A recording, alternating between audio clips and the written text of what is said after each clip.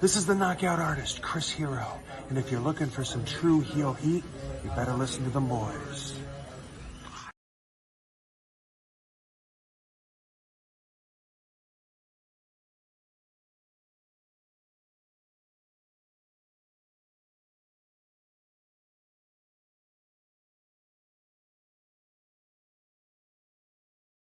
What's up, guys? It's Wolverine Death Machine, Mr. GMSI himself, Brian Cage, and you're watching True Heel Heat. Who better? Nobody.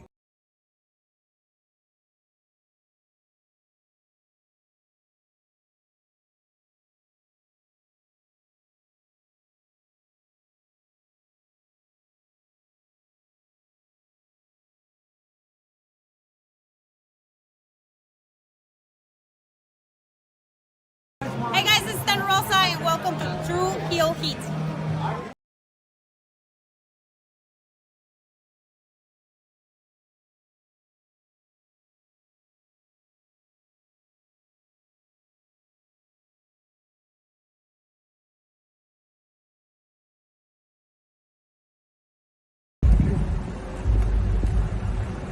Yo, what up? You know what it is. It's your boy AJ Francis reporting to you live from New York City, the birthplace of hip-hop. And I'm telling you that I'm only tuned in with True Heel Heat Wrestling. Holla at me.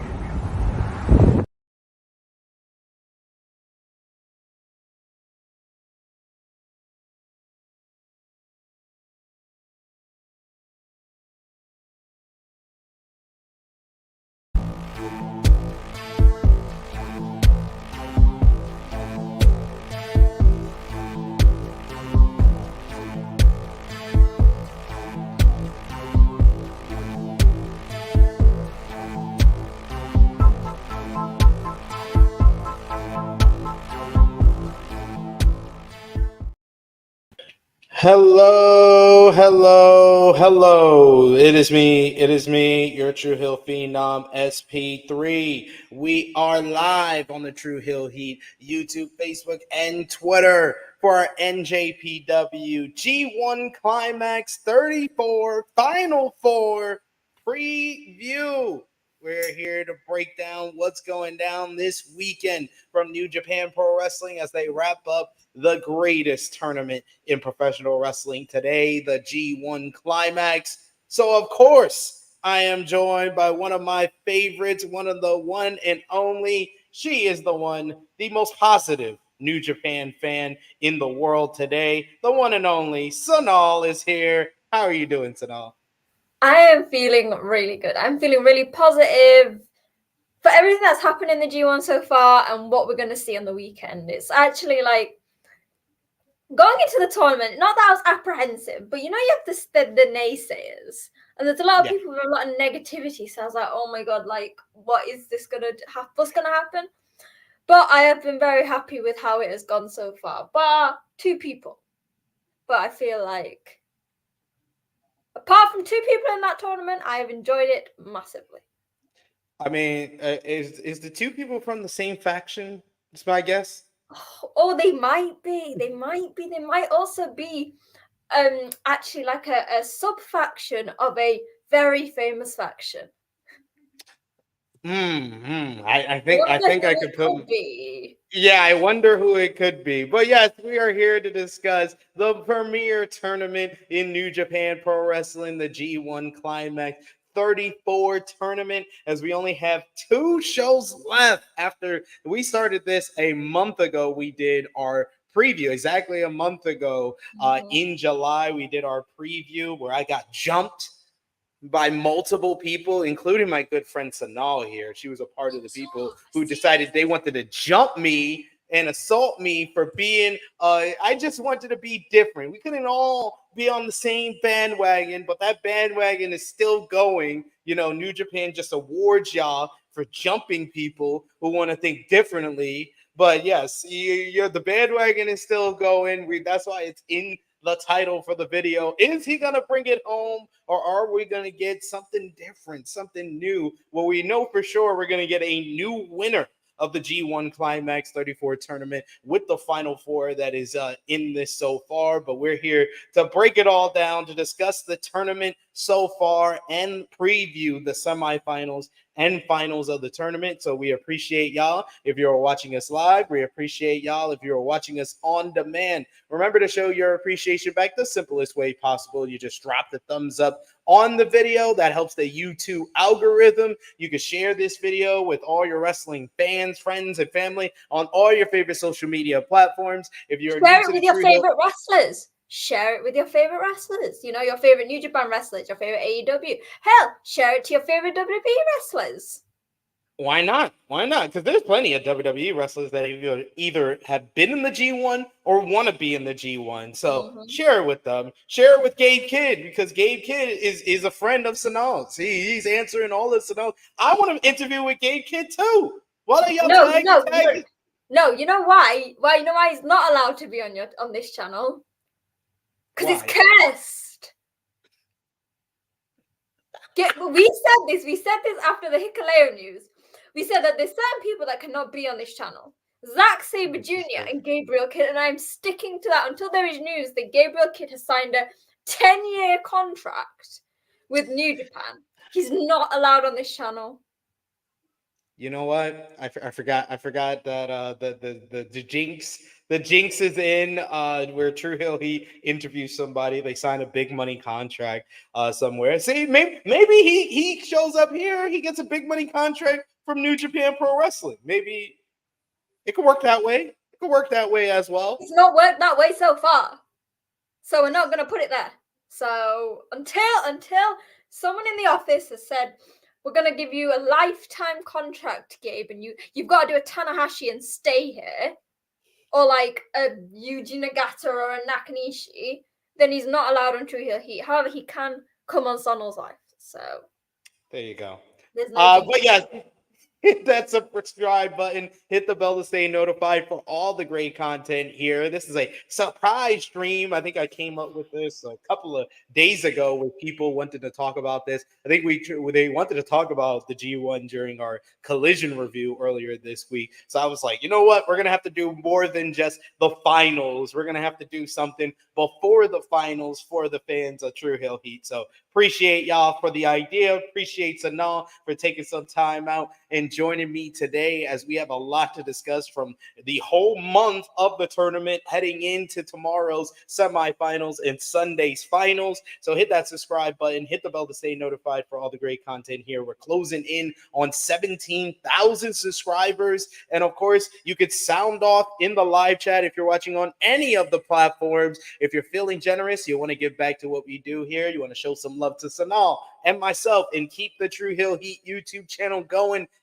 you can also send a super chat donation. Any dollar amount matters. It goes back to the contributors that you see on screen with us here, and we always appreciate that support. We got Dolores in the chat who says, hey, everyone. We also got Dolores, who always with the plugs. Love Dolores for that. She says, make sure you join THH channel and Patreon. Best money you will spend, $3 a month. Get you exclusive content and the best place to support us when we are not right here. We also got Vala B who says, hit the like. Absolutely. We got I Make Beats who says, what's up, SP? It's been a couple of days. I've been working like crazy. Missed a couple of streams, but I'm here. He's here to talk about the G1. I Make Beats was one of the people who wanted to talk about the G1 when we were reviewing Collision earlier this week. Vala Beast giving it high praise, the tournament. He says this has been one of the better G1s in the last few years. From the start, I agree with that because I said it on Twitter after yesterday's playoff, the first stage of the knockout round.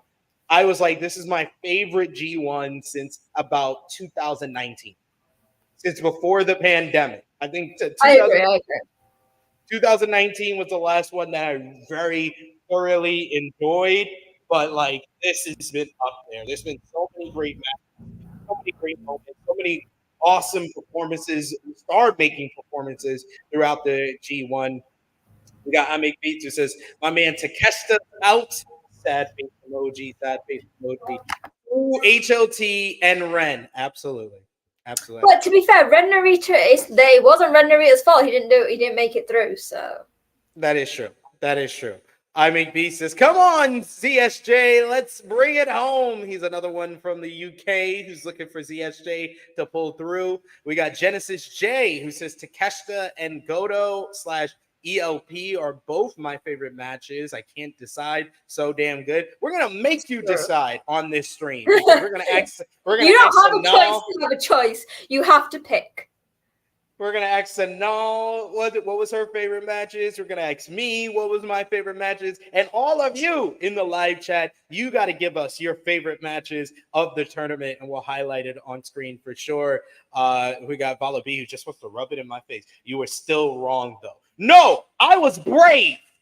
I was brave, damn it. No, you tried to be different. You were pick me. You were like, you know what? I'm going to be different. I'm not going to go with the crowd. And it backfired, SP3. Backfired. No, it's because New Japan Pro Wrestling is racist towards their own people. They're racist towards the Japanese talent. You got 2 Gaikokujins and 2 Japanese. Exactly. It should be all Gaikokujins. It should be all Gaikokujins because y'all wanted to pick Gaikokujin to win the tournament. It should be. Technically, there's 3 Japanese. There's 3 Japanese because Zack Sabre Jr. is basically Japanese at this point. He said if he brings it home, he's bringing it home to Tokyo. So he is Japanese. Okay, so there's 3 Japanese and 1 Gaikokujin. That's Finlay. Yeah. And he also was born and raised, he was raised in the New Japan dojo. So technically, heart of New Japan. So yeah. Big Man Dog says, I'll share it with Jericho and say it's your dream to see him in the G1. No, absolutely. No. I want to see the learning tree. No, but this is not even funny. This is not even like something to joke about right now. This is no. We got Vala B who says best possible finals, ZSJ versus Tsuji. That is not the best possible final. He says Finlay versus ZSJ would be interesting. Tsuji versus Shingo would be cool. Do not want Shingo and Finlay. I think that's the least popular out of the options. But I think no, it's not bad. They will deliver a great match. They delivered a great match in last year. I think it was last year's G1. But I will say the best possible one, the one that I've been hearing more people talk about, despite Zack being the popular pick to win the G1, it's LIJ versus LIJ is the best possible finals because that has the story that literally started during the whole play-in tournament.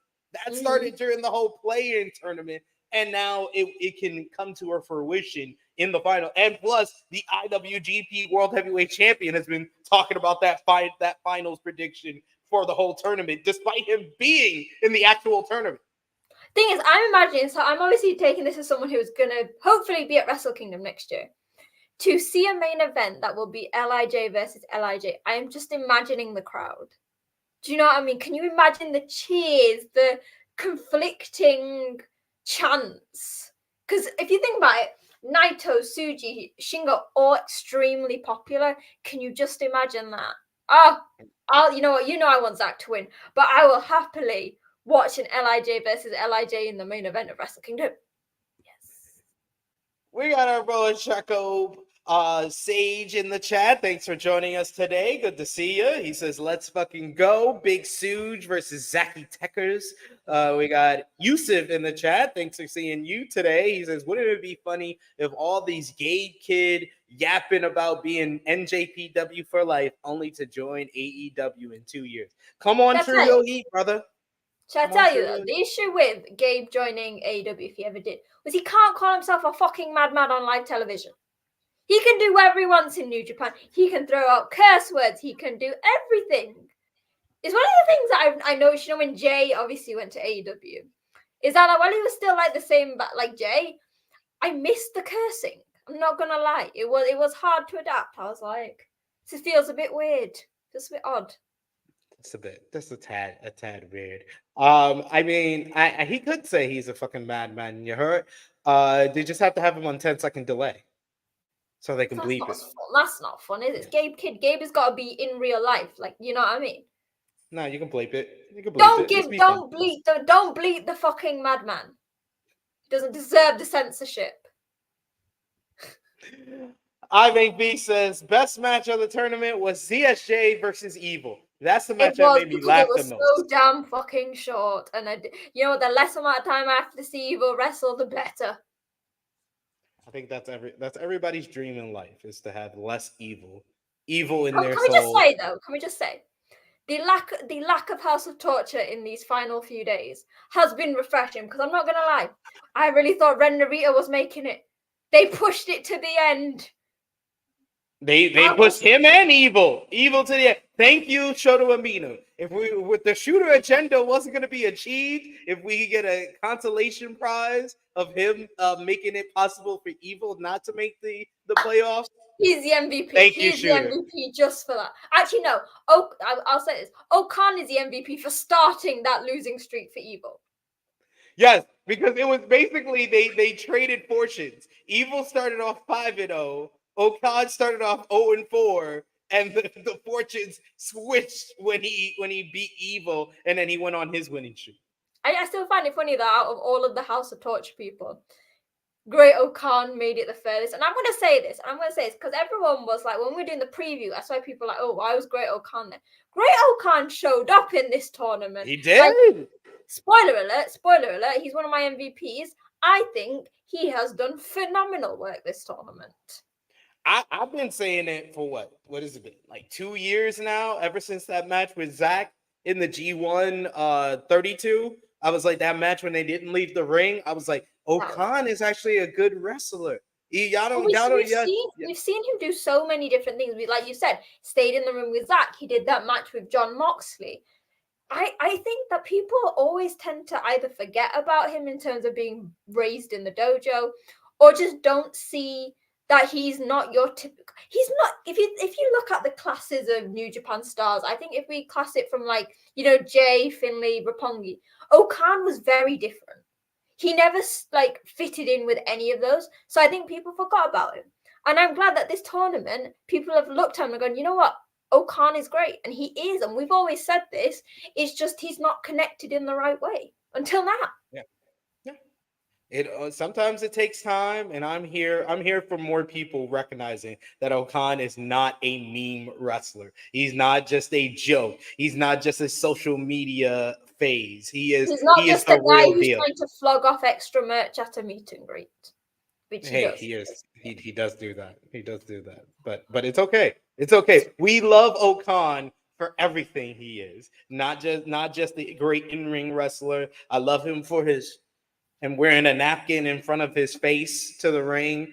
I love that he's got all the sponsors on his shorts, and he showed off all these sponsors on his shorts. And I know you had him on the channel before the G1. We had him on the channel earlier this year. But before we get into like the matches and everything like that, we got to show love to Walker Stewart. Walker Stewart, his first G1, he had to do it on his own. He had to do it with Chris Charlton, which I was gonna get there. Which him and Chris Charlton have really like developed nice chemistry together. So I want to like give Chris Charlton some love as well. Him and David Finlay, with Finlay being an irritant. Him and Callum Newman. Callum Newman actually showing that he could be a pretty good commentator. Him and Jeff Cobb. Him and I think a lot of the Empire have been really good. Yeah, I thought Hanare was very well done as a color commentator. But man, Walker Stewart having to deal with Gabe Kidd on the commentary, threatening his life every other match. Please say that someone gave him a raise for that show. That he got paid double for having I was watching this, and I was watching it downstairs because I think it was a weekend, and my mom was doing it, and she was sat there, and she was like, because she knows Gabriel Kidd, she's seen him many times. She's like, why is Gabriel Kidd basically just setting off on Walker? Why is his rage just going? Walker could not say anything right when Gabe Kidd was on commentary. You're fucking rot. You're fucking rot. He just kept saying that about multiple people. He kept saying about Walker as well as the competitors in the ring. It was hilarious. So literally, I think because we never really, when Kevin Kelly was on commentary, we had a few of the wrestlers come in, but I feel like Walker's dynamic with the other wrestlers is perfect. He adapts very well to baby faces, heels, tweeners, and you can see. So when he first started, I was a bit skeptical because I was like, okay, you can tell he's still learning. He made some mistakes, but here now, and it's very short amount of time. Remember that he has been on commentary and he's so young. He has adapted perfectly to be, if he's with Chris, the very perfect balance of just being a traditional commentary to playing off the wrestlers he is working with. Like, for someone so young, that is phenomenal. He is he's getting up there. I think that he probably earned a lot of like points for commentator of the year throughout his performance in this year's G1. And yes, Chaco bringing up ELP on commentary, because ELP, the first night ELP was on commentary, I was like, I am loving self-deprecating ELP. ELP, he might not be get my vote for MVP, but he was the best character worker of the whole tournament. The storyline was amazing. Yes, I the best moment to me was when Gabe was on commentary and ELP made his entrance. He said, "Where? All my friends went to WWE. Where?" It's just the sim like ELP doing this allowed whoever was on commentary to bounce off that. Yeah. Like it's as simple as the broken heart, and then you saw him get those big wins. And I think while obviously the G1 is all about wrestling, to have that nice storyline that has gone on for before the tournament was really good. But also again, ELP is an amazing wrestler, so he balanced that out. It's not just he was all story and no wrestling. Do you know what I mean? Yeah, he was great. We got Yusuf in the chat says, I love the great Okan in the G1. He was one of my MVPs, and I still remember all this years ago when the idiots at Wrestle Talk were making fun of him and how he was a bad wrestler. Now who's laughing? Hey, don't talk about my peoples at Wrestle Talk. Both of us both of us got love for Wrestle Talk. But I mean, it was valid back then. He was never a bad wrestler. I just think he had a massive disconnect. Like, I saw him while he was on excursion here in the UK, and he was great. And even in New Japan, I liked it. I feel like they hadn't found his place yet. Yeah. And I think it really wasn't until Ospreay left that he really had this step up. Do you know what I mean? He's almost, even though TJP said he was a captain, as one of the founding members, it felt like Okan not only stepped up for the Empire, but realized that these people were leaving and was like, no, but New Japan needs a representative. And honestly, he has been one of the best people in terms of promoting New Japan. Most definitely. He's been a student of the dojo, and he's rose through the ranks. He's the current KOPW 2024 provisional champion. So I'm looking forward to. Which most of you probably forgot about. You need to remember KOPW, guys. KOPW. But yes, now we're going to talk about the tournament proper. So Sonal, I'll put you to the plate first. Give us your. Okay, we're going to give our top five. Our top five. Oh, that's hard. Okay. Does it have to be in an order? Can I just throw out some matches? Because I feel like. Well, you have to put number one at number one. You could put 2 through 5 in any order you want. Okay. But number one has to be number one. So give us your number 5 pick for best match of the tournament. This is so hard. Okay. There was a lot of amazing matches I really enjoyed. Can you go first? I need to think about this. All right. So I have to think about how I'm gonna place everything, because I have. This is what I'm saying. I know where my number one is. I know where my number one is, but I have. It's like everything else. I have to just place. So okay, I'll put that. Number 2. You're doing this. I'm writing it down on a document because I'm gonna. I'm gonna do it off the top of the dome. I'm going to go with my number 5 is Goto versus Konosuke Takeshita. Because this one. You're talking. Is that number 5 for you? That's my number 5. That's my number 5. Because I don't think there was any other matchup that was like the definition of a G1 matchup more than this. And this felt like Goto had the great run in the New Japan Cup.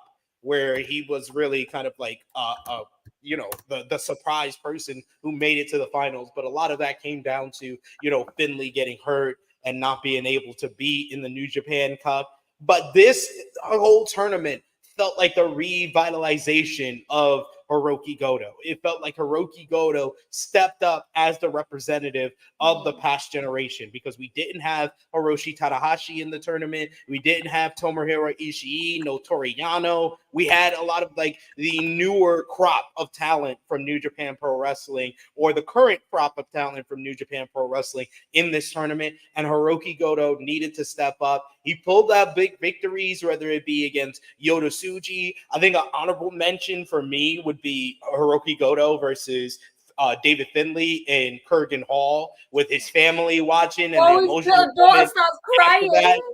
But really, that played off of the fact that he had a blowaway matchup the night prior to that with Konosuke Takeshita. They just went out there and beat the shit out of each other. It was hard hitting. My favorite moment is when Takeshita goes for the world-class elbow and Hiroki Goto hits him with the headbutt at the same time. So you have Takeshita who's like this, and then he just melts on the body of Hiroki Goto, and Hiroki Goto just stands tall and it picks him up. GTR for the win. This was an amazing matchup. If you follow my star ratings at True Hill SB3 on the Twitter machine, I gave this match 4 3/4 stars. I gave a couple of matches on. I think all the matches that I'm gonna name as my top 5 had 4 3/4 stars or more. So this one, my number 5. What's your number 5? Okay, so I had to write this down. Shingo Takagi versus Gabe Kidd. Because obviously we had that one before, but this one, it was honestly just an amazing match from start to end. There was so much like storytelling, the passion in it. Like we always say this, when it comes to Gabe, he's a member of Bullet Club, but when it comes to the War Dogs, they're very much like, unlike House of Torture, they are wrestlers. Gabe might go a bit crazy sometimes, but at the end of the day, he's still phenomenal. And throughout that match, it was 2 very heavy hitters going at it and putting it. You have the present of New Japan with Shingo and the future with Gabe. Gabe's someone who is, and someone mentioned it, very passionate about New Japan, although he's a heel. And I think my favorite bit came at the end where he was giving a sign of respect to Shingo, and everyone was like, "Oh my god, oh my god, oh my god!" And the crowd, that might be one of the biggest pops of the whole tournament. And he turned it around and got heat right after. And then he just went and hit him in the balls. And then the after comments when Shingo was just walking around, and I was like, "That's how you do it." Because I'm going to bring this up because I'll mention Gabe later on as well. Gabriel Kidd has made it hard for the crowds to boo him as a heel because they love him. They are chanting, "Gabe, Gabe."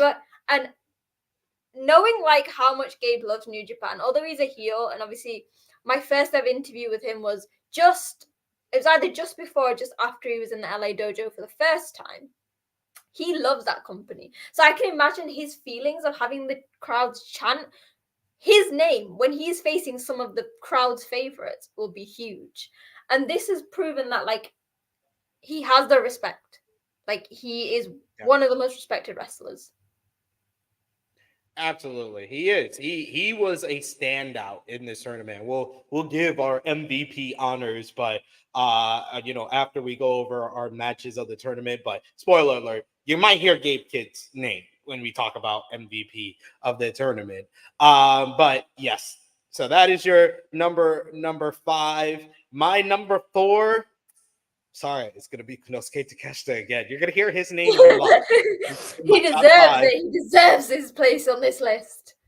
This was the first match of the tournament that got 4 3/4 stars. For me, Yuya Uemura versus Konosuke Takeshita. I think this was from night 4. And my God, I did not think Yuya Uemura could give me this type of emotion in a matchup. This had emotion. This had storytelling. This had selling. The story of the matchup being like the shift as he went from like first gear to second gear when Takeshita misses the world-class elbow into the ring post, and then that becomes the focus of Uemura, and Uemura does these like very simple things like the arm drags and working over the arm, and I felt like this was like where we really saw that Uemura, his moveset is not the grandest, it's not sensational in any way, like in It's just a quite position. traditional, isn't it? It's quite like you see he's not got the like the flourishes and the embellishments like Tsuji does. Yeah, it's very much Hiroshi Tanahashi. And this is like, he's very much got that Hiroshi Tanahashi in him, in that everything he does is very simple, but he does it so well and so smooth in the ring that it just works out great. And there's just the storytelling of how he broke down both arms, and it wasn't even for a submission at the end. It was so Konosuke Takeshita's arms were too weak for him to fight out of the deadbolt suplex. I love the storytelling and the psychology to that, where he just broke down his arms so he could hit his finisher on him, grab the arms for the deadbolt suplex. This is Uemura's best match of the tournament to me, and Uemura started off the tournament with two really good matches with David Finlay and Hiroki Goto, but then this match here, this is his best match of the tournament for me. And Takeshita just gave us, like, he gave us banger after banger to start off this tournament, because he started off the tournament. No, he's selfish. He's going out getting, and it's quite funny. People watching AW and they were like, "This is what the booking they want," and I guess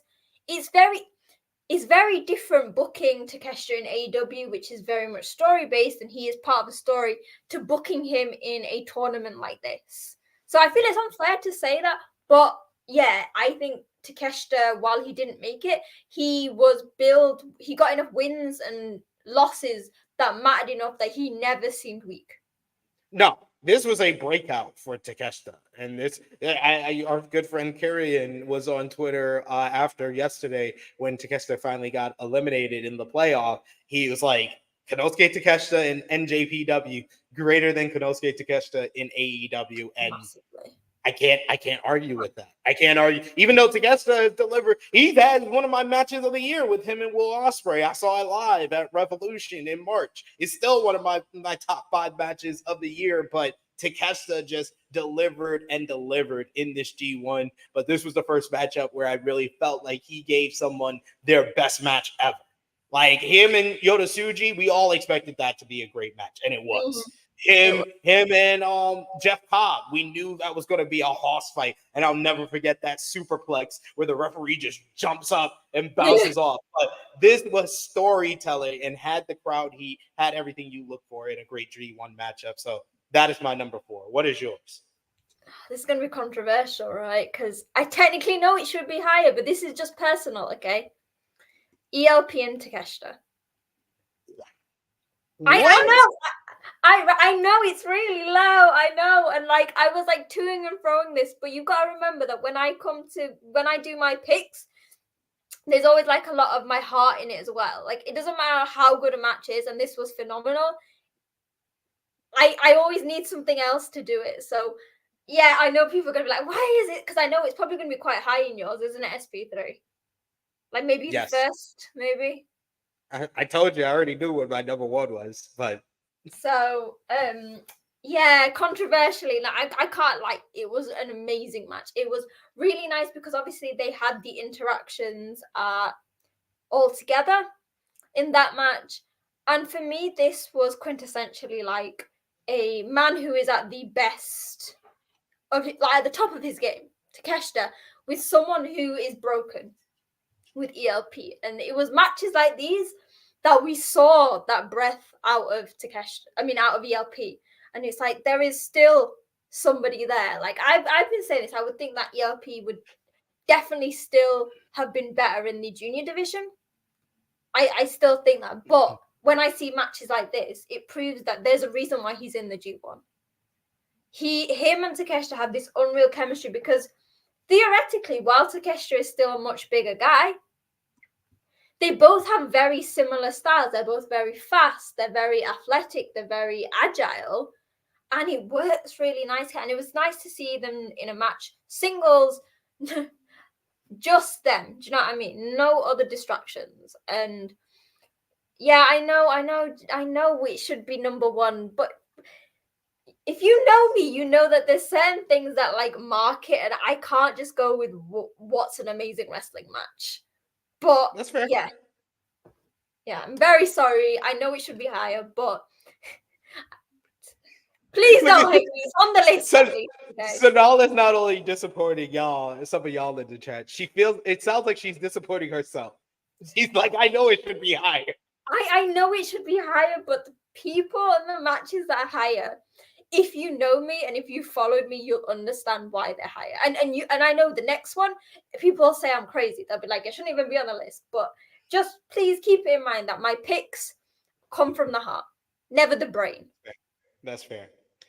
My number 3, you mentioned it before. I have it a little bit higher. Is Shingo Takagi versus Gabe Kidd.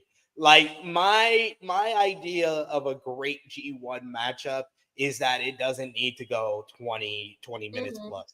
It needs to be like 10 to 12 minutes and just balls to the wall, all thriller, no filler.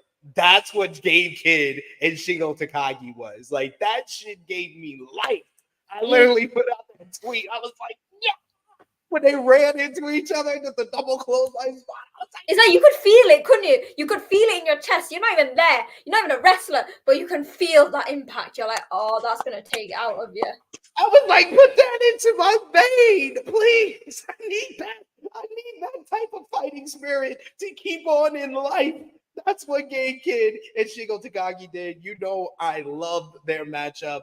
Back, what was it? Wrestling Dontaku. Love that matchup. Love their match in the New Japan Cup. But this might have been my favorite match of the 3 matches that we've seen from these guys this year. They have put together an exceptional trilogy of matches in 2024, but this one might have been my favorite out of all of them. Gabe Kidd finally getting the victory over Shingo Takagi. That felt like the signature win of his whole entire tournament. And really, it was like this at this point, that's why I was like, man, Gabe Kidd might be the best character in New Japan Pro Wrestling, and he might be the real one. Not the 3 Musketeers, not the honorary fourth Musketeer, Yu Uemura, even though he had a breakout tournament. It's Gabe Kidd is the future. He's the future IWGP World Champion. He felt like the Stone Cold Steve Austin of New Japan Pro Wrestling in this matchup. And then with the post-match, with him showing a bit of respect to Shingo, getting that huge pop,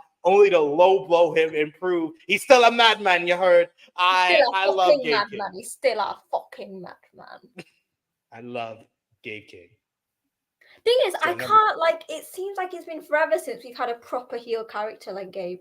Do you know what I mean? In New Japan, like, obviously we've had Bullet Club leaders, we've had heels, but for me, Gabe Kidd feels the most authentic, because even his heel turn, it came from something. He was obviously going through a hard time mentally, and then suddenly it turned, and it feels like, as someone who's been watching his career for years, it feels like the progression, you can see him from, if anyone ever looks at pictures from when he was like WCPW, he was such a baby face. He was brown, he was red, you know, like even when he was trying to be heel, he was still the epitome of like, oh, you just want to take care of him. Now, Gabe is honestly like since I've started watching New Japan, like probably like one of the best heels that we've seen. Just everything works about him, but he's still an amazing wrestler.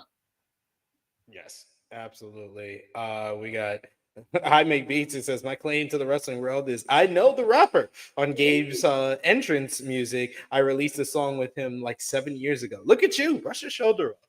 Brush your shoulder off there, sir. You're your link to Gabriel Kidd. Absolutely. All right. Number 3 for you, Sonal. All right. Don't even say, oh, I don't get it, right? From my heart. It's Zack Sabre Jr. versus Sonata. Okay. I love that. I love that match. I think I gave that what 4.5 stars. So we all know Sonata's tournament has not been great. There's this ongoing storyline that he just couldn't pick up the wins. Do you know what I mean? He obviously was IWGP champion. Then he obviously had his rematch after losing at Wrestle Kingdom. Then he had this massive injury and he was coming back. And compared to last year, he was in a block with all the young guys. This year he was put with, I guess, compared to Block B, most of the veterans. He just wasn't getting it. And ahead of this match, Zack was saying this. He's like, I don't want any of that. I don't want the lazy, the Sanada who doesn't seem to give a shit. I want that IWGP heavyweight champion Sanada. And I don't know about anyone else, but when there is a pairing that always works in New Japan, it is Zack Sabre Jr. and Sonal. I don't think I've ever seen a match of theirs not work. And this was amazing because you saw the fire in Sonal come out, and it doesn't come out often, and I don't need it to come out often.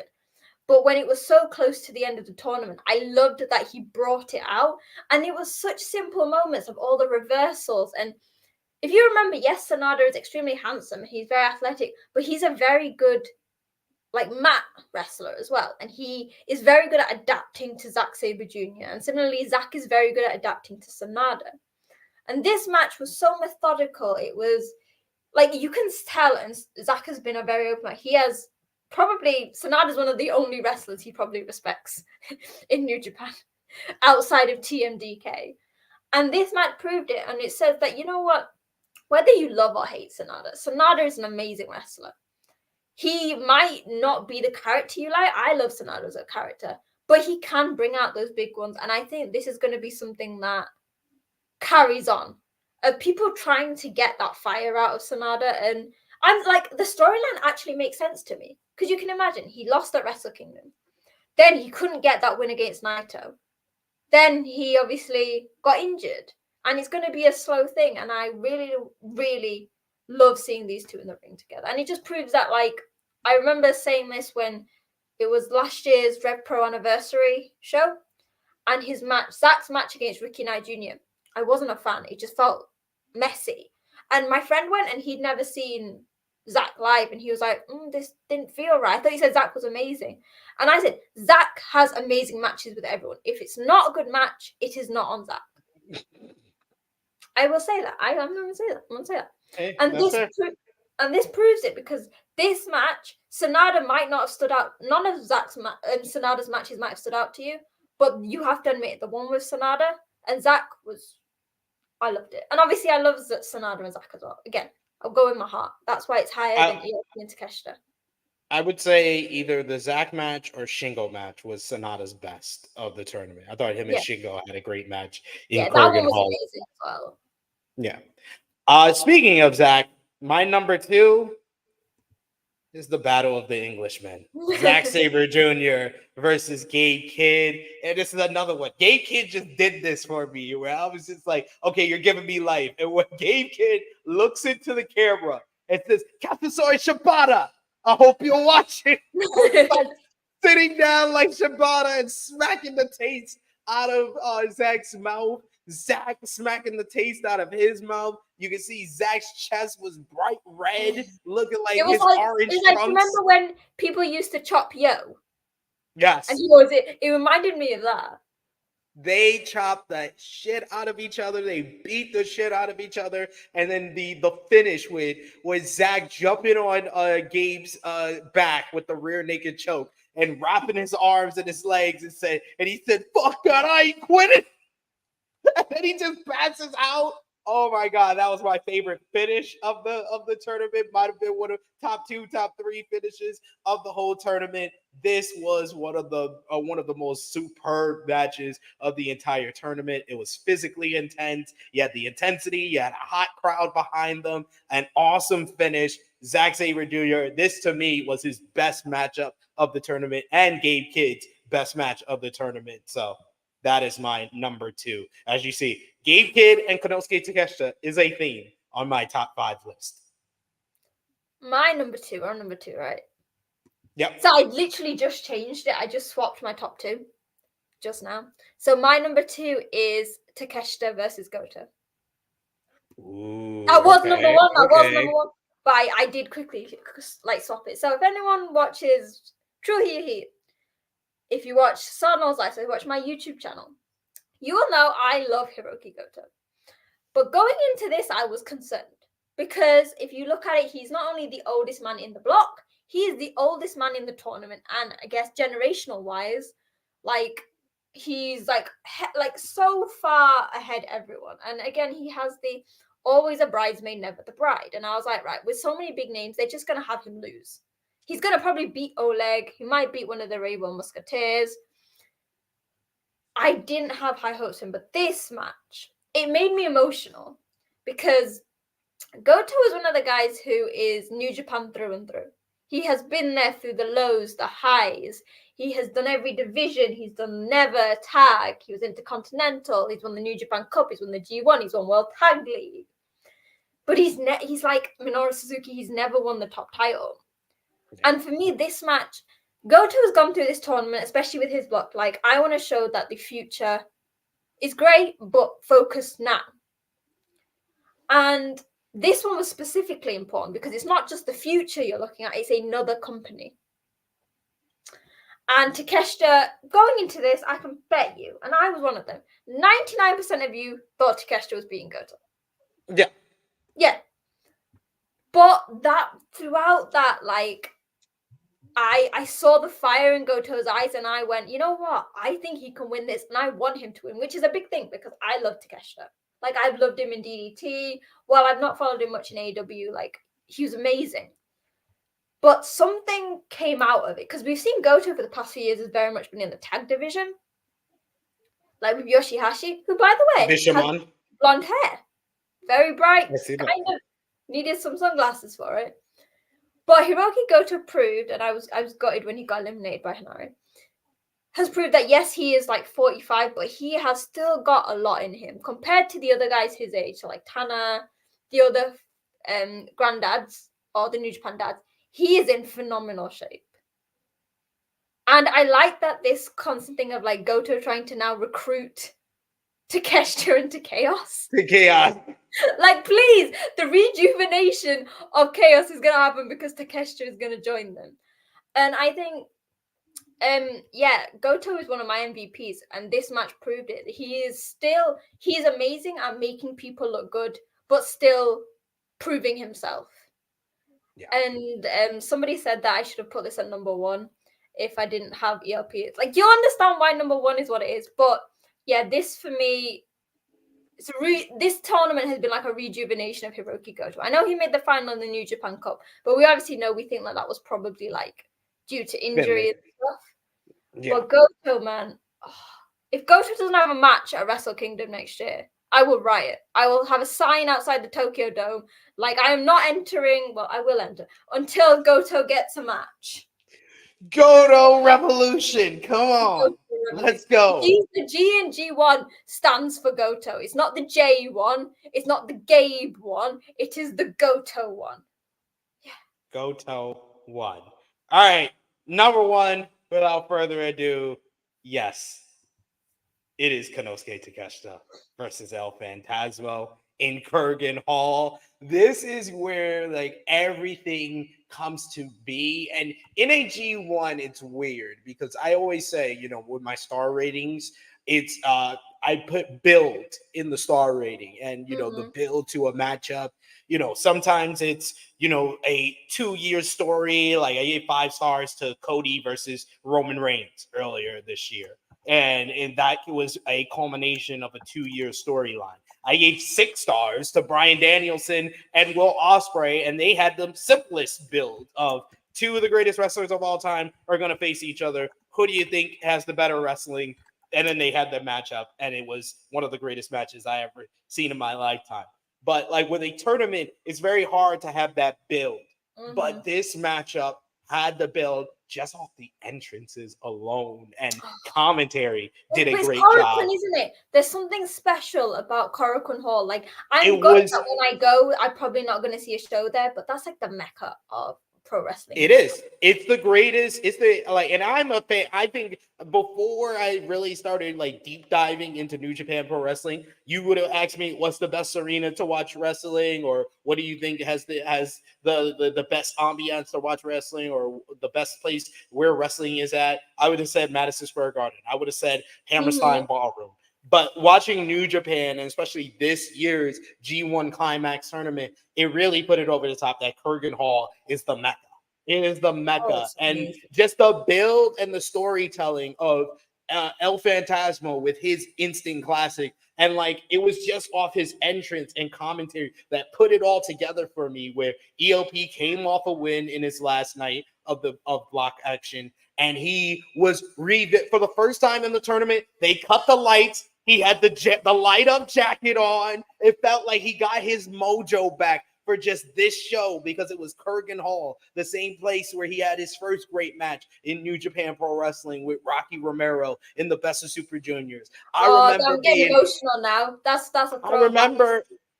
I remember 2 years ago, or was it a year? Yeah, 2 years ago, where him and Robbie Eagles had one of the best matches of the Best of the Super Juniors tournament. Where was that at? When he was a heel. Kurgan Hall. Still a heel.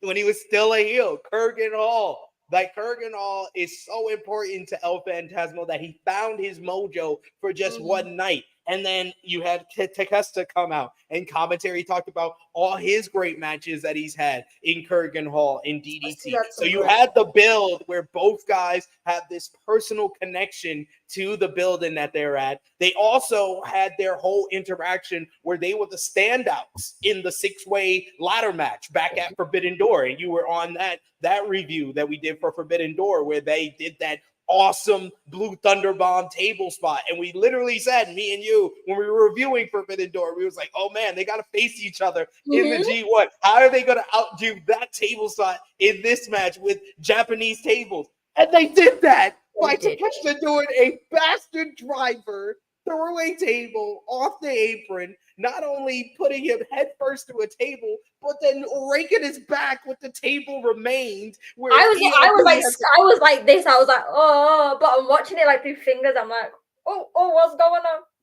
ELP has a big gash down his back, and this was balls to the wall action. This was a hot Kurgan crowd, where this is the only it was only the second block matchup that we got on that. He still had 3 matches to go, and I'm like, at the end of this matchup, I'm like, I need a cigarette, I need a cold shower. I can't watch 3 more matches after this. Day 12 of the G1 was the best night of the tournament, because it also had probably my number 6 of this with Goto and Finlay in the main event, which was I gave that 4.5 stars, but this is the only 5-star matchup that I had in this year's G1. Like, literally, it's very rare nowadays, because I can never predict what that old man in California is going to do with his star ratings and Dave Meltzer. But I knew watching this matchup, when the bell rang the second time, I was like, this is going to be the first 5-star matchup of the G1. This is my first 5-star matchup,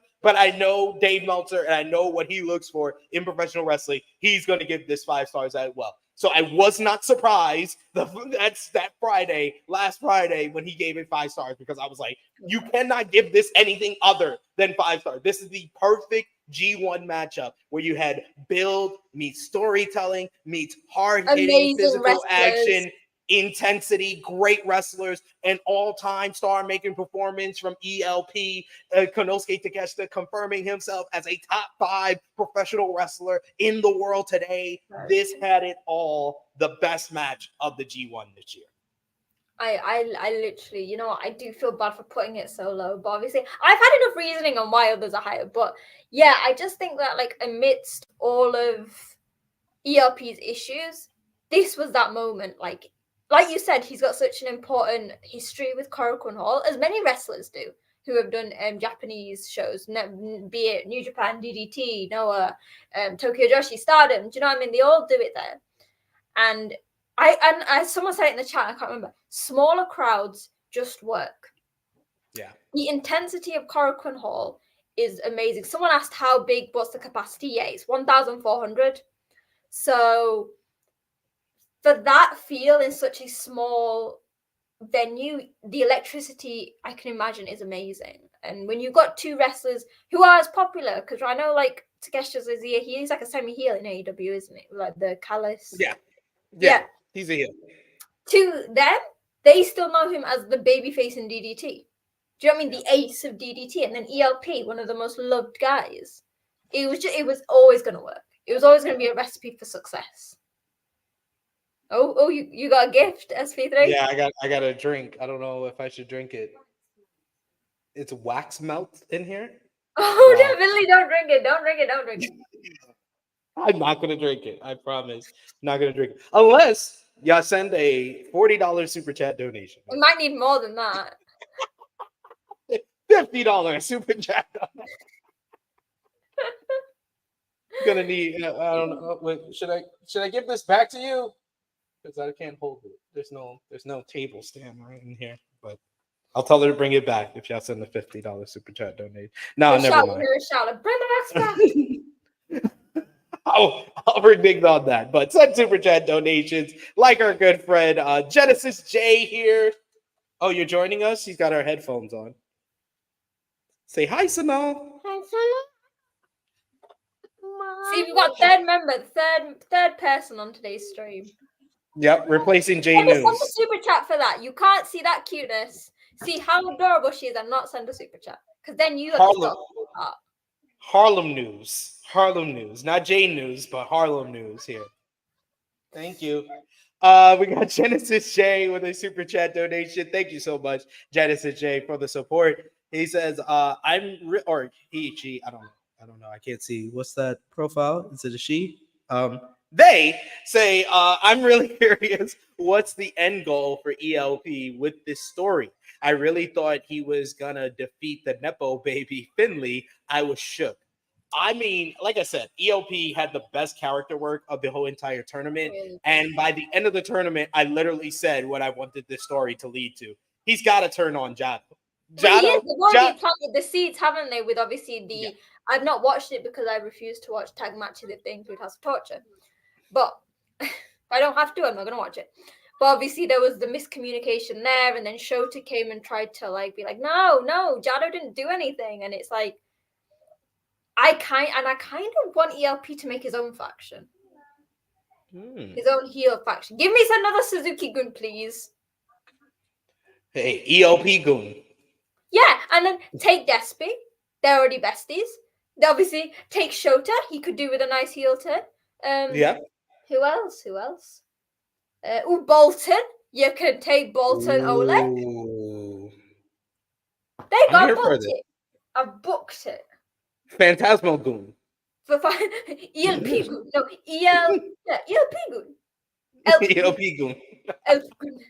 But yeah, the storytelling in the match that I was talking about with ELP going for the moonsault off the top, the springboard moonsault into the crowd on Takeshita, and Jado's telling him, no, don't do it. Don't do it. And he still does it anyway. That was one of the best moments of this matchup. Like I said, I can't say enough good words about Takeshita and ELP. It might be one of my favorite matches of the year, like top 10 of the year so far. But Sonal, you got your number one for the G1 Climax 34. Thank you again, Genesis. Yeah, thank you. It is Zack Sabre Jr. and the fucking madman, Gabriel Kidd. Yeah. I told you, I go with my heart a lot of the time, and I've got two of my countrymen, two of my favorite wrestlers. And yeah, SP3 had it quite high on his, so you know what, it's just a bit of a change. It was a last minute change because I was like, it was Takeshita and Goto for so long, but then I was like, nah, like we've been talking about how good Gabriel Kidd's been, and this match was just that. Like Zack said this I think it was before, he's like, he knows Gabe better than anybody in New Japan. He has faced him endless times, and it was so funny. He was like, he is one of the best wrestlers, but he was like, but I'm lucky that he's an idiot. Because he was like, if he was smart, he would be one of the most dangerous men. And he is dangerous. But it's true. We've said this, and this is a very nice storyline that they've had with Gabe. Is as good as he is, he lets his emotions get ahead of him. Yeah. And this match was perfect, showing of that. At one point, Gabe was trying to be flaunty, you know, with the oaths to Shibata, calling him out as they were just bitch slapping each other in the middle of the ring. What else can I want from wrestling? Do you know what I mean? Like, they got to give us Gabe versus Shibata at Wrestle Dynasty. They got to give it to us. Like, it's the way that, like, because obviously if you think about it, Zack and Shibata have a history as well. Yeah. So it's like everything just worked together. And like you said, like the thing is the storytelling within it. Gabe, like ELP, is a perfect storyteller. He brings it out, and I just think that like we know Zack's amazing. We know he does it, but there's always something when Zack faces guys from the UK that he's faced. It was similar when he's faced like Osprey and things.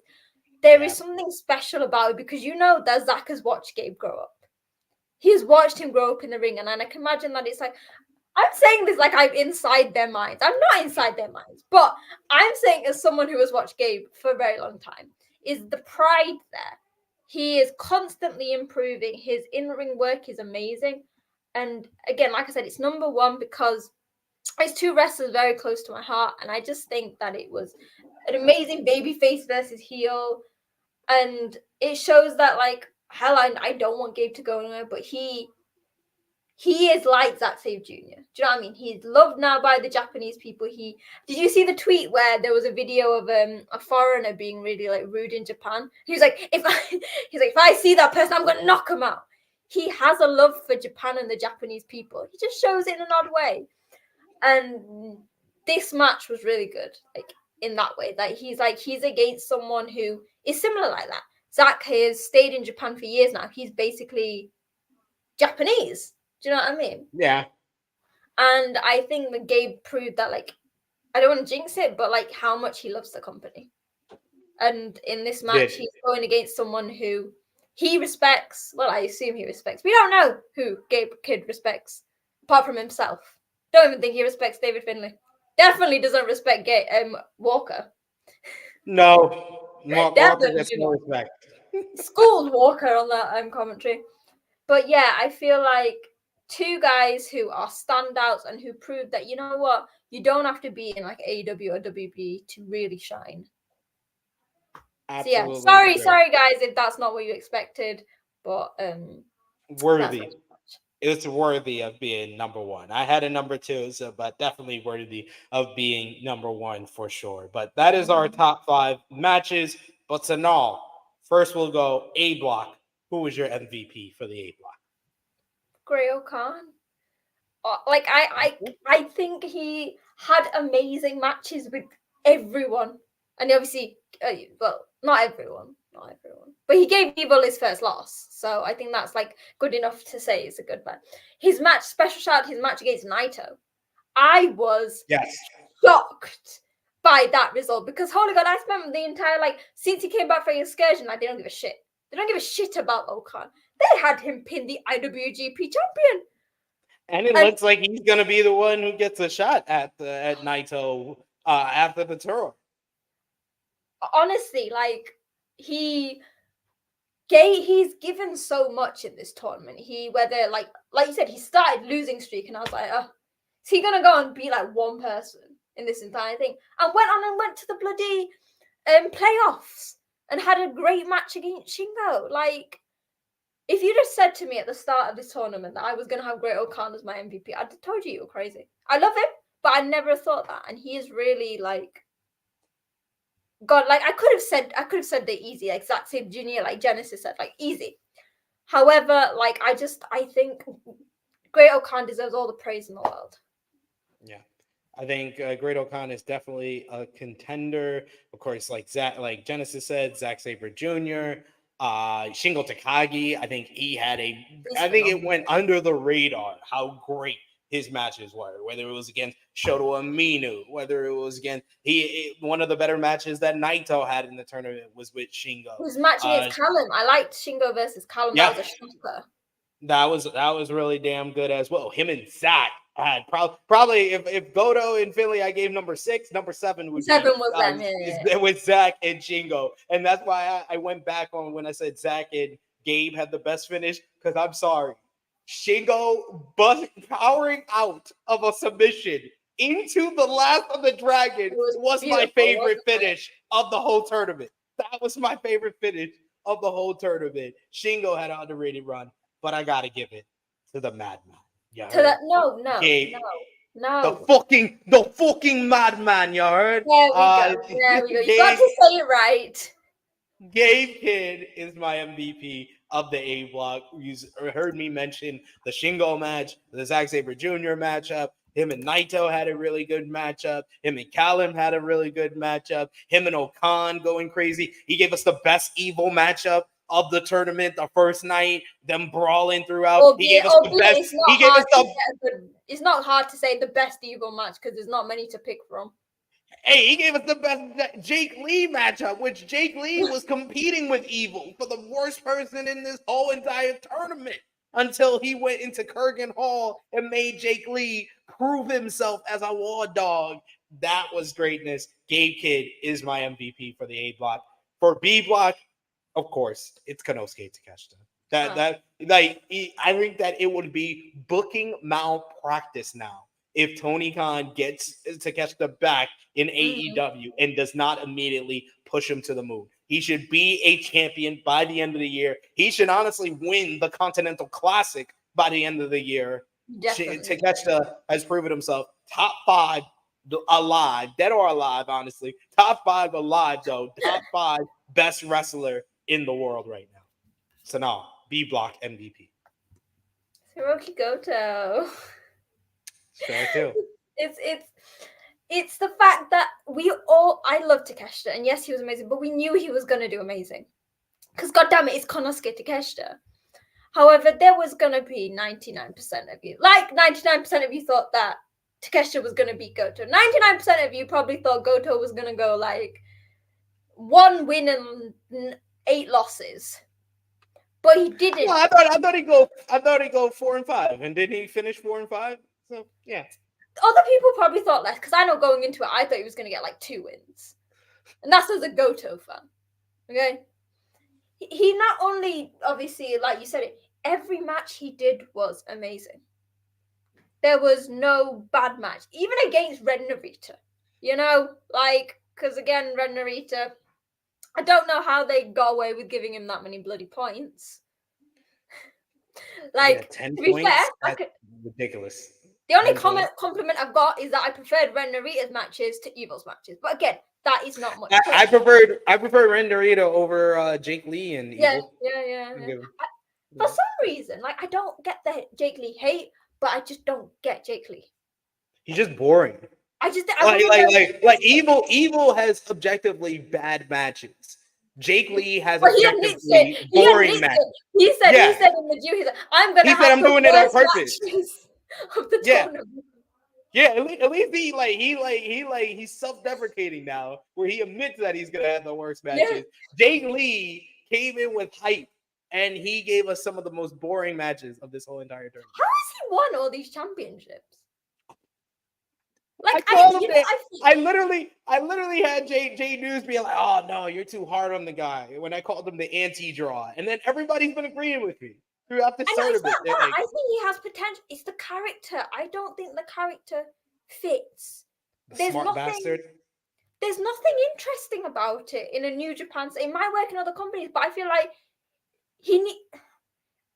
technically that character should be great for me. I love someone like a Maestro. It works, but he's not doing it enough. There's not enough like drama in it. Do you know what I mean? Like, hell, if he wants to do it, he's got full flamboyancy.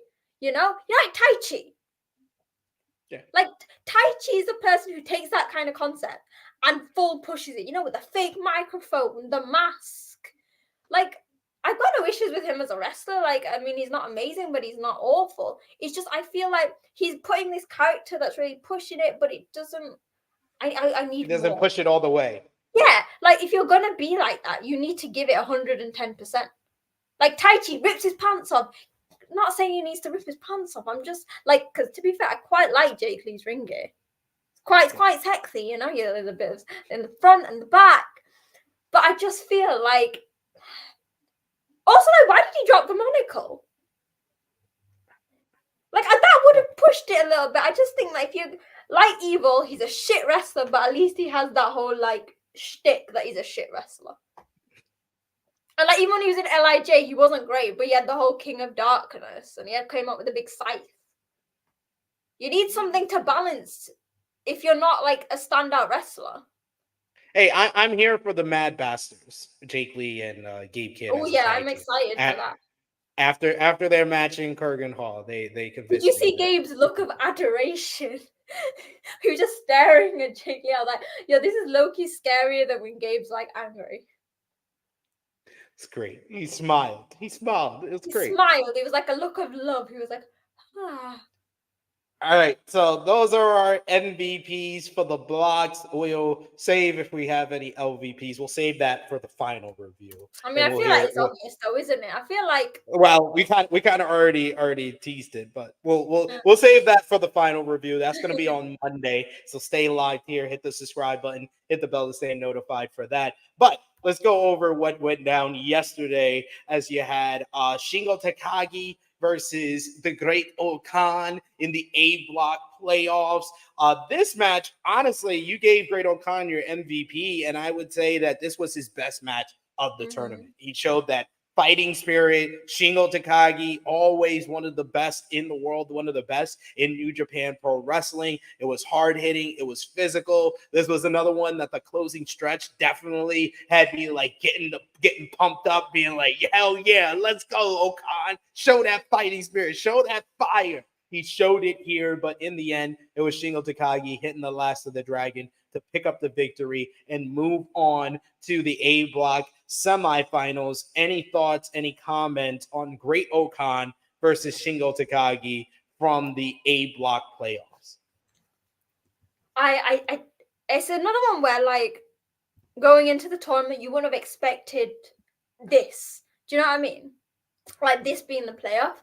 And initially you could think, well, it would have been like a squash match of some sort. But Okan really proving that, like, while maybe he's not destined for the top titles, he can do those main events. You know what I mean? He can do those like big matches, and you can depend on him to have proper, like, he's not just a gimmick guy who's eating lemons and moving tires around. That's the, if anyone wants to know, that's the Uemura match, which some people didn't like, but I quite liked it, to be fair. I had no issues. I did not watch that, and I won't watch it. I didn't hate it. I didn't hate it. I won't watch But it. I think that, yeah, Shingo won, but I said this about, I can't remember who, but the amazingness of Shingo is that he still made Okan look like £1 million. Like, he put Okan on a show and goes, you know what? You might be sleeping on this guy, but you need to watch him. He has produced throughout the tournament. He's in this playoffs with me, and he's put on an amazing match with me. So, you know what? I think I compare Shingo to like Zack. He can bring out an amazing match out of so many people. So, people that you wouldn't have expected. Absolutely agree with you there. And then you had the main event from yesterday, which was the rematch from the opener of the G1 Climax. Over in the B Block playoffs, you had Yota Tsuji versus Konosuke Takeshita. And Takeshita, like I said, he's put on banger after banger, match of the year candidates. But this one probably was his best sell job outside of the Yuya Uemura matchup. The way he sold that knee when he gets thrown on the Irish whip and he just trips over and he's holding on to the knee. He did little stuff like the huge freaking senton otamako to the outside on the steel chairs on Yota Tsuji, and he still grabs in at the knee. The big superplex, grabs in at the knee. Just great stuff from both guys here. But in the end, I love the finish where I was convinced. I was like, Takeshita might pull this off. I was at the start, I was like, Tsuji's gonna win. Tsuji's gonna win. Takeshita already beat him open the tournament. You just had Shingo win 2 straight against Great Okan. They're gonna even the odds with Tsuji and Takeshita. Tsuji's gonna win this one. But Takeshita sold me a bag of goods. A bit of goods. I was like, he's gonna win this one when he hits the release German suplex, but Tsuji just pops up, hits the Gene Blaster for the second time after Takeshita got his foot on the ropes on the first attempt, and he gets the win. Yota Tsuji moves on to the B Block semifinals, along with Shingo Takagi moving on to the A Block semifinals. Any thoughts on Tsuji versus Takeshita part 2? I gave that one, I gave it the same rating I gave the first matchup. 4.5 stars. This was a splendid, excellent matchup with Tsuji and Takeshita. What did you think? Honestly, it's amazing. I just want to give a quick shout out because I feel like we're not giving him a shout out enough. Uemura. Yeah. I was gutted with that injury because you could see the Yes. moment in that Tsuji match where it went wrong, and then obviously Yeah. afterwards, instead of getting straight on the mic, Tsuji was very good in terms of like keeping the crowd interested while he obviously went to speak to somebody about it. Just give him a shout because I think this has been out of the four Musketeers, because I count him as that because I feel like he's done Yeah. dirty. Uemura had the most standout tournament. I think Tsuji, we always know he's good. Ren Narita's Ren Narita, and Shota, I guess, could have done better. But for me, Uemura opened so many eyes in this tournament. And Agreed. I kind of think that he could have made the final. That might have I wouldn't have been surprised if Uemura would at least made it to the playoffs. Yeah. If he would have made this playoffs, I wouldn't have been surprised at all. And yeah, he had a breakout tournament for him. So I was sad that it had to end in that way. But you're absolutely right. When he hits that frog splash against Tsuji, you could tell he was favoring the arm, and like the whole story of the match was him working on the arm of Tsuji, and then he really got his arm injured in the matchup. So sending all our love to Uemura. Hope he recuperates soon. But yeah, on this match, you've got two of the future generation from two different companies. Whether Takeshita you're counting them as DDT or AW. And this match was perfect because again, similarly when I spoke about ELP and Takeshita, both Takeshita and Tsuji like a bit of showmanship in their matches. They like to go over the top rope. They like to show the hair. The hair between them is enough to create a beautiful show. Albeit, I think I prefer Takeshita's because Tsuji looks a bit unruly sometimes. But these two guys are the perfect package of wrestlers. Do you know what I mean? They are what a wrestler should be. And I hope this isn't the last time. But I want to see it in a New Japan ring. I don't want it in an AEW ring. I wouldn't mind it though. I wouldn't mind on an AEW pay-per-view. On an AEW pay-per-view, that has the hottest crowds for AEW. So did you say I wouldn't mind. At Forbidden Door next year. Did you say that Takeshita for the Intercontinental? That's AEW. He wins that. International Wrestling Dynasty. Takeshita versus Tsuji. I'll be down for that. I'll be down for that. And I'll go because I want to go to that show anyway. So book it. We got a super chat donation once again from Genesis. Thank you so much. They say Tsuji's words to Konosuke made me crying emoji, sad emoji. Oh, yeah. I mean, you could tell they have a great deal of respect for one another. And yes, I need to see more one-on-one matches between these two guys because they have some great chemistry together. It was also like I know this is never gonna happen, but imagine World Tag League Tsuji and Takeshita. I mean, I worked Tsuji and Shingo last year. It didn't work, but imagine that. I mean, I can't see Takeshita and LIJ, but I'm just saying, like dream book. Hey, Takeshita, I love the fact that I said this on Twitter. I love the fact they had Takeshita teaming up with United Empire. Because they kept it going. They kept the storyline going. Because United Empire members go to AEW and they're in the Doc Gallows family with Konosuke Takeshita. So when Takeshita goes to New Japan, he's in Will Ospreay and Kyle Fletcher's group of United Empire. It just made sense. I was like, that's a good booking decision. While they've done that, though, Hiroki Goto's still like, please come to Chaos, and he's just going out for food with the Empire. Just dissing them out here in these streets. All right, but it's about that time. We're going to finish off this video here, this live stream. Thank y'all with the Final Four. Oh, no, come on. Don't tell me that doesn't look amazing, those four faces together. Like, that's a great Final Four. It is a great Final Four. We got over in the A block, Sonal. It's going to be what I thought was going to be the match of the tournament, and they can still do it tomorrow. Tomorrow in Tokyo, Japan, Sumo Hall. It's going to be Shingo Takagi one-on-one with Zack Sabre Jr. They had one of the best finishes of the tournament. A great matchup. I think I gave that one 4.5 stars. So 5,000 stars. It was a terrific bout in the block action, but this time the stakes are even higher. The winner goes to the finals of the G1 Climax on Sunday. Shingo, ZSJ. Who you got to know? I mean, it's kind of obvious. If if the story, and if I am to get 2 years in a row the correct pick for a prediction, which again never happened, but to be fair, that was Jay White's fault. It's got to be Zack, the man who needs to go and win the G1 to main event Wrestle Kingdom, where I will be there supporting my fellow countrymen. I'm an honorary countryman because I've been here so long.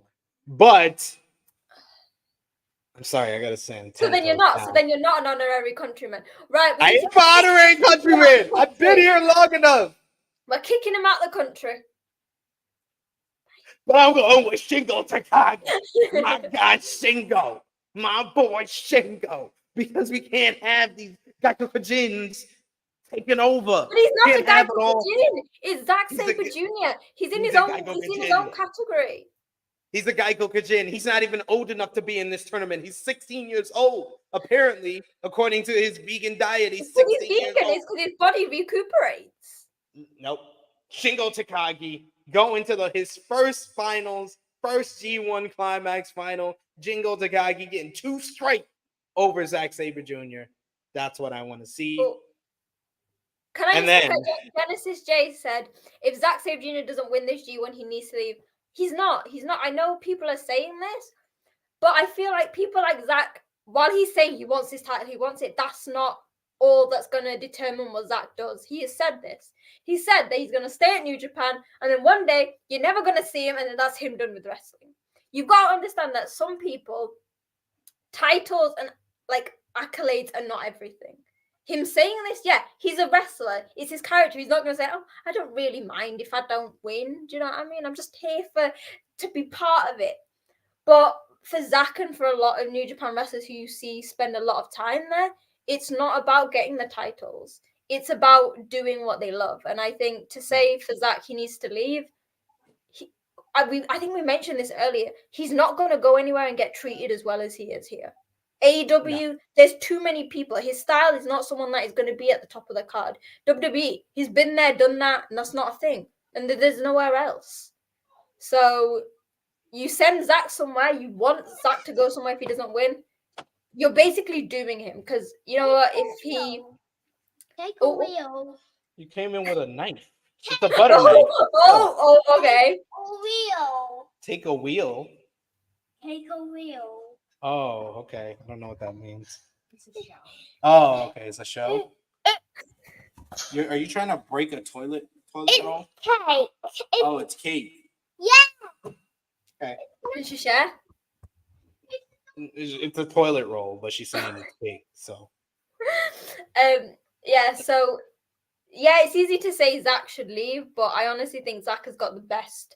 Because even in losses, Zack is always still one of those main guys that people love. So it's easy to say, oh, go elsewhere, you'll be treated better. But we've said Zack is at that age where I don't think he's going to go anywhere else and be at the top of the card where you want him to be. Yeah. If it wasn't for all y'all jumping me, I would have picked Zack. I'm not gonna front, but y'all have scarred me where I can't pick Zack in this tournament now. So now he refuses to pick Zack out of just like it's principle now. Yeah, it's just principle now. And then you got in the B block semifinals of the final 4, it's Yota Tsuji versus David Finlay. Tsuji beat Finlay earlier in the tournament. David Finlay owns a victory over Tsuji earlier in the year. Who's going to win this tiebreaker here in the G1 semifinals? Tsuji is he's gonna keep pushing to be the first man to win a New Japan Cup and G1 in a year. He's gonna go really close. He's gonna win this. He's gonna go against Zack, and he's just gonna miss out because Zack's gonna win. But yeah, Tsuji has to win because I think Finlay has lost enough matches in the G1 that he's booked now. He's busy for the rest of the year. He's got title matches galore set, similarly to Naito, though, to be fair. But Naito more. Yeah, Naito really had a shit tournament. But I kind of like that they didn't try and make him look good, you know what I mean? They realized that he's not in the best, and that's what people are saying, so they were making it realistic. Yeah. But it's kind of selfish that I want to see a Tsuji versus Zack. It's half realistic, half I just want to see that match. Hey, I know it will be a great matchup, but I know Shingo Takagi versus Yota Tsuji will be even better. All LIJ It will be final.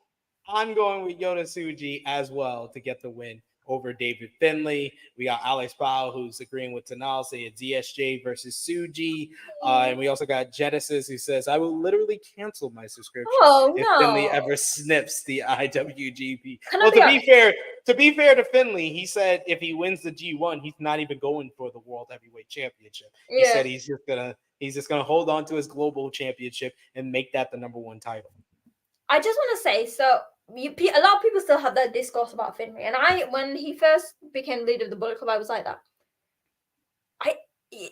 I wouldn't hate Finlay winning it because I think this tournament proved to me he has improved as a main event heel.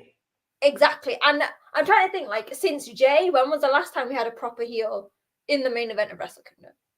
Like, I feel like I don't want it. I'm not saying that I'd pick that over, like, an LIJ versus LIJ or Zack versus Naito.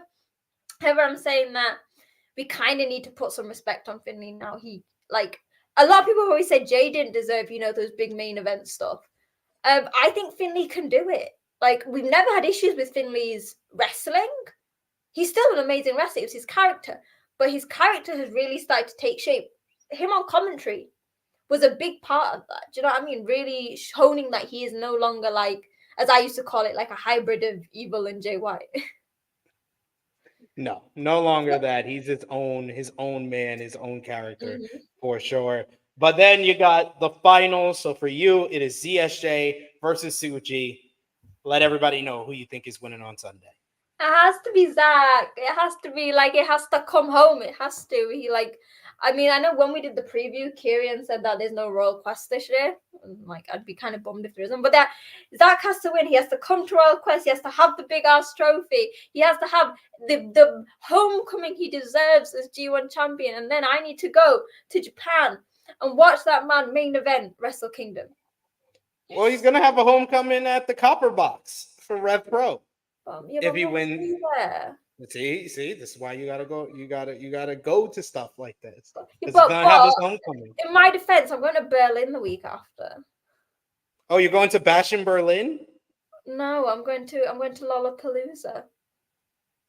She said, "No, I'm not going to the rest of the event." Can I just say, people need to understand here. I'm the world's biggest New Japan fan. However, I'm also a K-pop fan. I'm also a K-pop. Like, K-pop is my job, so it's very hard to balance it. You've got to understand. Like, I was speaking to SP3 before this, and he was like, he might just be staying, like, he's staying in London, like, in England a bit longer. I was like, I'm going to be in London in October. He's like, for wrestling? I was like, no, for K-pop. I picked two of the most expensive loves. Okay, so it's a point of balance. So you have to balance everything. Yeah, it's a balance game. So that's why Royal Quest has to happen again this year. That's fair. All right, Tsuji versus Shingo is my final, and I'm saying New Japan, Gato, put your balls and your dick on the table, and you go all the way with a Japanese talent, and you have Yota Tsuji win the New Japan Cup and the G1. Because I chose Shoto Umino at the start of the tournament because it's now he's going back on his word. It's all about making a new star. You want to seal the deal on making Yota Tsuji a made man, making him the future star of this company. You have him win the top 2 tournament in the company, first man to do it and ever. Then finally win the title and take over Los Ingobernables de Japan, which SP3 has been saying for months, and I will give him that. That's a very good story. I said Yota Tsuji should have won the world title last year, but it's better late. Oh, no, last year. Remember when he first came? I said it last year. He should have won it then. But it's better late than never. Yota Tsuji wins the G1 and then goes on to the Tokyo Dome. I think it would be better story him beating Naito. Yeah. Just because obviously final match was against Naito. Now he's in LIJ, and with Naito slowing down, it'd be a very nice natural progression. It would be. But That is our predictions for the G1 Climax Final Four. Put the picture up again since Sonal loves it so much. Such a handsome four people. And yes, I've said all of them handsome because you know what? We can't hate on Finlay. Do you know what I mean? He has the look of a wrestler. Absolutely. But that is our opinion. Let us know yours in the live chat, in the comments down below. If you're watching us on demand, who do you want to win the G1? Do you want Zack Sabre Jr., Yota Tsuji, David Finlay, or Shingo? Who do you want to win? Shingo? Yeah, Mama. No. Okay. She just screamed. Okay. All right. That was her pick. That we need to hear yours. Let us know in the comments. Thank you guys for the support, all the activity in the live chat. We appreciate y'all. Yeah, it was for so the super active. So many people chatting with each other. We love that. We love that. We love it. We love the community we build of New Japan fans here. So you know the deal. We are going to cover some more of the whole week that was the final week of action from the G1, the final block action on tomorrow's True Hill Heat flagship podcast, 11:05 a.m. Eastern Time. Join me, Miss Chrissy Love, and the True Jaw Josh for our flagship show where we'll cover the G1. We'll get their predictions on the finals because we'll know the final two in the G1 by tomorrow's show. And of course, join us on Monday right here on the channel where Sonal will be back, J News will be back, and we'll be covering the finals of the G1 Climax 34 tournament. Sonal, until then, let everybody know where they can follow you on social media. See your great channel where you've been covering the G1 throughout and everything else in between. Yeah, so you can find me on YouTube. Make sure to subscribe Sonal's Live. Last week, I put out a semi-G1 update looking at the future and balancing it with the veterans. And obviously, come Sunday, I'm hoping straight after the show, I'm going to have a review out.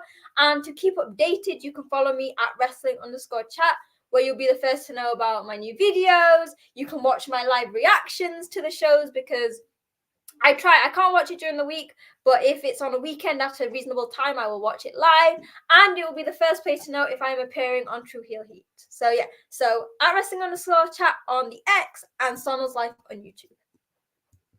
Indeed. Go over, follow. Great channel she has. So make sure you subscribe over there as well. You can follow me on the Twitter machine at TrueHillSP3. Follow the gang, Facebook, Twitter, Instagram, TikTok at True Hill Heat. Patreon.com/True Hill Heat. $3 a month. The best place to support us when we are not live here. And like I said before, I'll be back live tomorrow, 11:05 a.m. Eastern Time, the True Hill Heat flagship podcast. But check out the great content we got on the channel right now, like AE Ramble 159 from yesterday. Did you see the video package? You got to watch the video package on his career. I'll put that on my list. It makes me sad that he might end his career at Wembley next Sunday. I gotta figure out a way to get there. I don't have my ticket yet, but I am 75% sure I am still gonna go. I'm gonna find a way to get to Wembley. But for Sonal, it is me, your True Hill Phenom SP3. This has been our NJPW G1 Climax 34 Final Four preview. We are signing off until next time.